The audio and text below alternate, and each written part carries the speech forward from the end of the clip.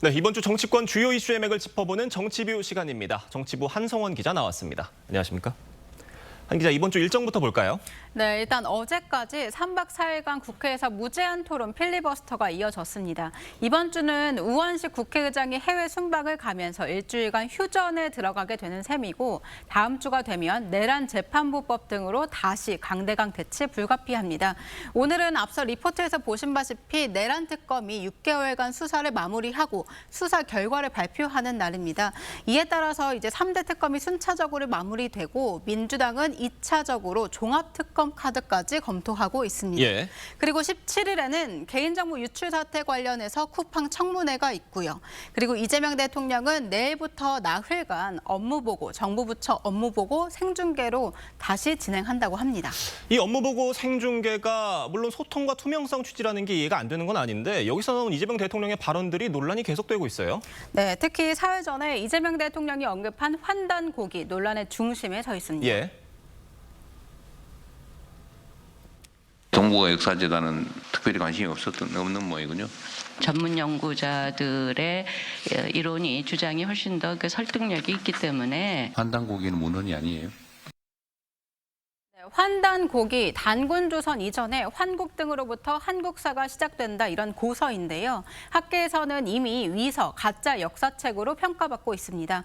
어제 대통령실 관계자 브리핑이 있어서 기자들이 이재명 대통령의 환단고기 발언 취지를 묻는 질문 쏟아졌다고 합니다. 대통령실 관계자 이렇게 말했습니다. 분명한 역사관 아래서 역할을 해달라. 조금 모호하게 말했는데요. 예. 공개 질의응답에서 나온 발언이었습니다. 그렇다 보니까 추가로 기자들의 질문이 이어졌습니다. 동북아 역사재단 역사관, 그러니까 이 동북아 역사재단이 보수 성향인 이 뉴라이트 계열에 이제 좀 장악하고 있냐 이런 취지로 물었더니 관계자는 좀 제가 직접 말하기는 좀 그렇습니다만 어느 정도 그런 해석도 가능하다 이렇게 답을 했습니다. 사실상 이 전 정부에서 임명된 박지양 이사장을 겨냥한 거다 이런 설명입니다. 야당에선 진영 갈라치기라는 비판이 나오고 있어요. 네, 야당에서는 이재명 대통령이 음모론적 세계관에 기대서 진영 갈라치기를 하고 있다 이렇게 비판했습니다. 그러니까 환단고기처럼 진서가 아닌 위서를 친일 역사, 위안부 강제 동원처럼 이미 역사적으로 증명된 사실처럼 같은 선상에 놓고 질문을 한다면 그 자체가 역사 왜곡이 된다 이런 취지입니다. 논란이 커지자 대통령실 관계자, 대통령이 이 주장에 동의하거나 연구나 검토를 지시한 건 아니다 이렇게 별도의 입장을 내긴 했습니다. 대통령실에서 추가적인 입장을 내놓고는 있지만 논란이 쉽게 사그라들진 않을 분위기예요. 네, 아무래도 국정 최고 책임자인 대통령 발언의 무게 때문일 텐데요. 물론 정부는 일하는 정부의 모습을 보여주고 국정 철학을 보여주는 계기로 삼으려 한다. 이런 설명이 반복되곤 있지만 공공기관장들을 면전에서 질책하는 장면이 반복되면서 불필요한 논란을 자초했다. 이런 평가가 나오고 있습니다.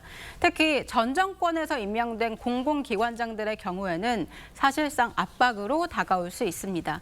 이외에도 인천공항공사 사장을 상대로 수만 달러를 책갈피처럼 책에 끼워서 나가면 안 걸린다는 게 맞냐 이렇게 직접적으로 물었다가 달러 밀반입 범죄 수법을 공개한다 이런 비판을 받았고 예. 학생 학부모들이 민감하게 여기는 이 대학 입시 문제를 두고는 대입 추첨제를 언급했다가 불안감을 자극한다거나 비판 언론에 대해선 유튜브로 폄하한다 이런 논란도 나왔습니다.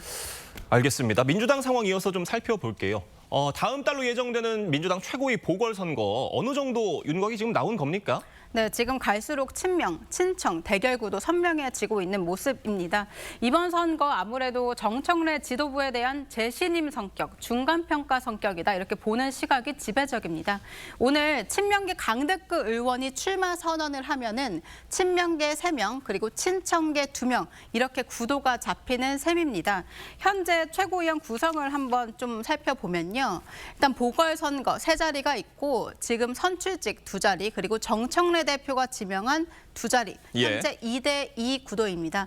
이 3자리에서 어느 진영이 2자리를 차지하느냐가 이 앞으로 당의 주도권 싸움이 될 것으로 보입니다. 그러니까 민주당 안에서의 세력 재편 시험대가 될 거다 이런 분석이 나오고 있어요. 예, 맞습니다. 이 친명계로 출마하는 대장동 변호사 출신 이건태 의원이나 유동철 부산수영구 지역위원장 등 이미 당정 엇박자가 나온다, 독재다 이렇게 직간접적으로 정청래 대표 비판했습니다.